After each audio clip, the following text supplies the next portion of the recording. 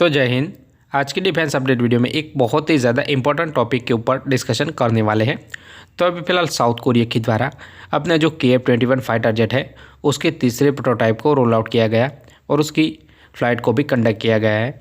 तो इसको लेकर बहुत सारे जो आलोचक हैं वो यह बता रहे हैं कि साउथ कोरिया ने अपना फाइटर जेट को भी डेवलप कर लिया, जो कि एक 4.5 से एडवांस फाइटर जेट है। पर अभी फ़िलहाल भारत तेजस को डेवलप करने में लगा हुआ है। तो इसी के बारे में डिटेल से डिस्कशन करने वाला हूँ।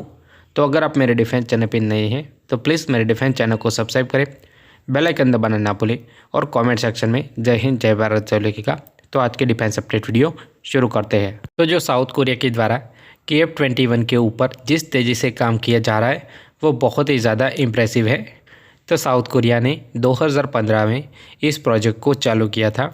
इसके अलावा अभी तक साउथ कोरिया ने इस फाइटर जेट के 3 प्रोटोटाइप को रोल आउट किया है। आने वाले टाइम में और भी अलग अलग टाइप के प्रोटोटाइप को रोल आउट किया जाएगा और डिफरेंट टाइप के टेस्ट ट्रायल इन प्रोटोटाइप के किए जाएंगे।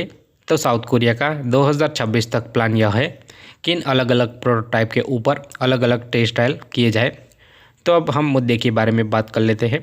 तो साउथ कोरिया ने इतने कम टाइम में एक फाइटर जेट को डेवलप किया, जबकि भारत को तेजस बनाने में बहुत ज़्यादा टाइम लग गया। तो कई आलोचक हमारे देश में भी है, इसके अलावा हमारे पड़ोसी देश में भी कई एक्सपर्ट यह बता रहे हैं कि साउथ कोरिया कैसे आगे निकल गया और भारत अभी फ़िलहाल तेजस के ऊपर ही लगा पड़ा है। तो सबसे पहले बात कर लूँ कि जो साउथ कोरिया का KF-21 फाइटर जेट है वो टोटली इंडिजीनियस नहीं है। तो उसमें बहुत सारे जो कंपोनेंट है वो विदेशी है। मोस्टली बात करें तो इंजन अमेरिकी कंपनी का है। तो अब आप लोग भी बोलोगे कि तेजस में जो इंजन यूज़ किया जाता है वो भी एक अमेरिकी ही इंजन है। तो भारत ने पहले अपने दम पे प्रयास किया कि कावेरी इंजन बन जाए, पर कावेरी इंजन नहीं बना। इसी वजह से भारत ने अमेरिकी इंजन का यूज़ किया।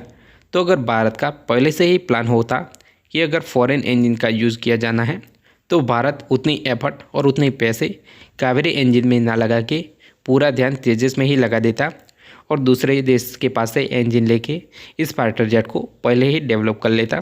इसके अलावा इस फाइटर जेट यानी कि KF-21 का जो रडार है वो भी इजरायली है। तो अब आप यह कहेंगे कि भारत का जो तेजस है उसमें शुरुआत में इजरायली जो रडार है वो लगा हुआ था, पर अभी फिलहाल भारत अपने इंडिजीनियस उत्तम रडार का यूज़ करना चालू कर दिया है। इसके अलावा जो KF-21 के बहुत सारे सेंसर और एवियोनिक्स है वो डायरेक्टली फॉरेन पार्टनर्स से परचेज़ किए गए हैं।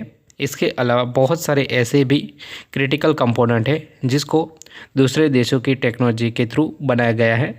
और तेजस के साथ ऐसा नहीं है। तेजस में जो सेंसर और एवियोनिक्स है उसमें बहुत ज़्यादा सेंसर भारत ने अपने दम पे बना के लगाए हैं। रही बात फाइटर जेट के डिज़ाइन की, तो तेजस को भारत ने अपने दम पे ही डिज़ाइन किया गया है। और जो साउथ कोरिया का KF-21 फाइटर जेट है वो तो आप देख सकते हो कि वो किसके जैसे हूबहू लगता है। इसके अलावा कई लोग हैं जो कि KF-21 को ANC एडवांस फाइटर जेट के साथ भी कंपेयर करते हैं और यह कहते हैं कि भारत अभी फ़िलहाल ANC को बना नहीं पाया और साउथ कोरिया KF-21 को लॉन्च भी कर दिया।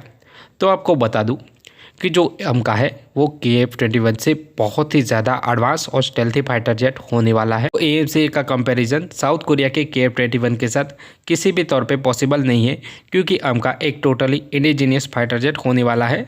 रही बात तो इंजन की, तो इंजन का भी कुछ ना कुछ जुगाड़ करके फॉरेन पार्टनर के साथ भारत अपना इंजन तो बना ही लेगा। इसके अलावा जो साउथ कोरिया का KF-21 है वो अलग अलग देशों के पास से अलग अलग कंपोनेंट को जॉइंट करके बनाया गया है। तो ओवरऑल बात करें तो साउथ कोरिया के द्वारा जो KF-21 फाइटर जेट में जो एफर्ट लगाया गया है वो बहुत ही ज़्यादा सराहनीय है। इसके अलावा बात करें तो जो प्राइवेट सेक्टर को भी इस फाइटर जेट प्रोग्राम में पार्ट बनाया गया है वो भी बहुत ही ज़्यादा इम्पोर्टेंट है। भले ही साउथ कोरिया ने अलग अलग देशों के पास से कंपोनेंट को एक्वायर किया गया हो, इतने कम टाइम में एक फाइटर जेट को बनाना बहुत ही ज़्यादा इम्प्रेसिव है। और आगे जाके KF-21 को साउथ कोरिया एक 5th जनरेशन फाइटर जेट में भी कन्वर्ट करने वाला है। और जो देश भारत की आलोचना करते हैं उनका तो फाइटर जेट का क्या हाल है वो तो आप सभी को पता है। इसके अलावा भारत की जो स्वदेशी कंपनियां हैं वो बहुत ही ज़्यादा मेहनत करती है अपने डिफेंस प्रोडक्ट के ऊपर, क्योंकि आपको भी पता होगा कि 2022 में भारत ने कितनी ज़्यादा अलग अलग टाइप के मिसाइलों का भी टेस्ट ट्रायल किया है। 2023 में भी अलग अलग मिसाइलों का टेस्ट ट्रायल करेगा। तो रही बात देरी की, तो अगर आप किसी चीज़ के ऊपर काम करोगे तब उस काम के ऊपर या तो आपको सक्सेस मिलेगी या तो सक्सेस होने के रास्ते मिल जाएंगे। पर अगर किसी चीज़ के ऊपर काम ही नहीं करोगे तो क्या मिलेगा। तो अगर आपको मेरा इन्फॉर्मेटिव वीडियो अच्छा लगे तो please subscribe my channel and thank you for